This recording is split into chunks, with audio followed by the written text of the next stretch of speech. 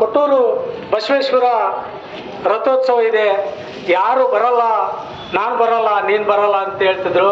ನಿಜವಾಗಲೂ ಇಷ್ಟು ಜನ ಬಂದದ್ದು ನಮಗೆ ಭಾಳ ಸಂತೋಷ.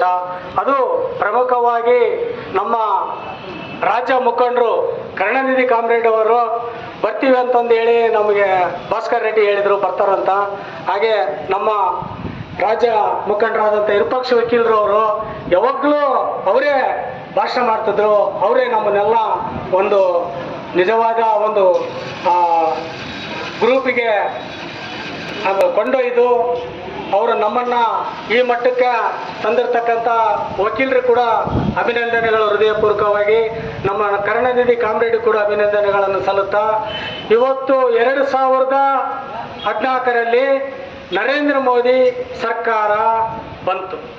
2014ರಲ್ಲಿ ನರೇಂದ್ರ ಮೋದಿ ಏನು ಹೇಳಿದ್ರಪ್ಪ ಅಂದರೆ, ಯಾರು ಬಾನು ಹಮೇ ಏಕ್ ಬಾರ್ जीतेगा, तुमको 15 लाख तुम्हारा अकाउंट में जमा करती ಅಂತ ಹೇಳಿದ.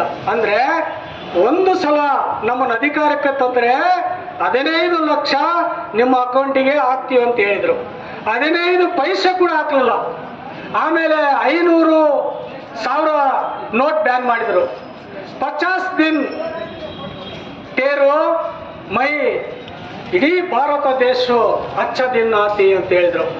ಅಚ್ಚ ದಿನ ಅಂದರೆ ಏನು ಸ್ವಾಮಿ?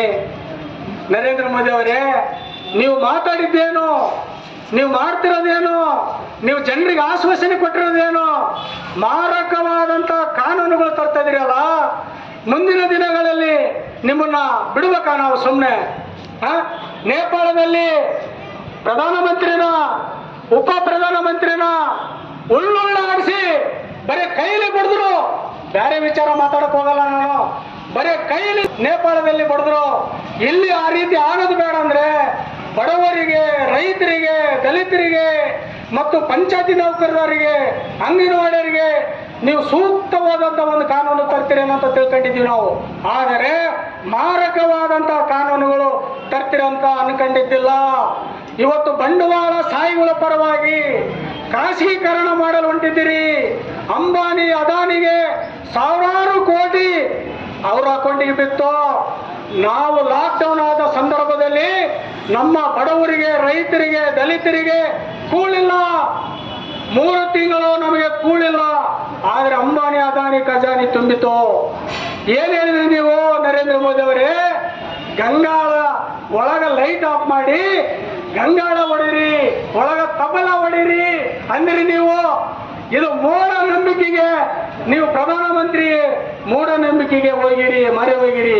ಜೈ ರಾಮ್ ಅಂದ್ಬಿಟ್ರೆ ಹುಟ್ಟಿ ತುಂಬತ, ಜೈ ಭಾರತ್ ಮಾತಾ ಕೀ ಅಂದ್ಬಿಟ್ರೆ ಹೊಟ್ಟೆ ತುಂಬತ. ಇವತ್ತು ರೈತರು ಬೀದಿ ಪಾಲಾಗ್ಯಾರೆ, ಕಾರ್ಮಿಕರು ಬೀದಿ ಪಾಲಾಗ್ಯಾರೆ, ಅಂಗನವಾಡಿ ನೌಕರರು ಬೀದಿ ಪಾಲಾಗ್ಯಾರೆ, ಪಂಚಾಯತಿ ನೌಕರರು ಬೀದಿ ಪಾಲಾಗ್ಯಾರೆ. ಇವು ಅಧಿಕಾರಿಗಳು ವಿಷ ಕುಡಿದು ಸಾಯ್ತಾ ಇದಾರೆ, ಉರುಳಾಕೊಂಡು ಸಾಯ್ತಾ ಇದಾರೆ. ಅಧಿಕಾರಿಗಳು ಕೆಲಸ ಮಾಡದೆ ಇಕ್ಕಟ್ಟಿನ ಪರಿಸ್ಥಿತಿ ಇದೆ. ಇವತ್ತು ಕಮ್ಯುನಿಸ್ಟ್ ಪಾರ್ಟಿ ಬಡವರ ಪರ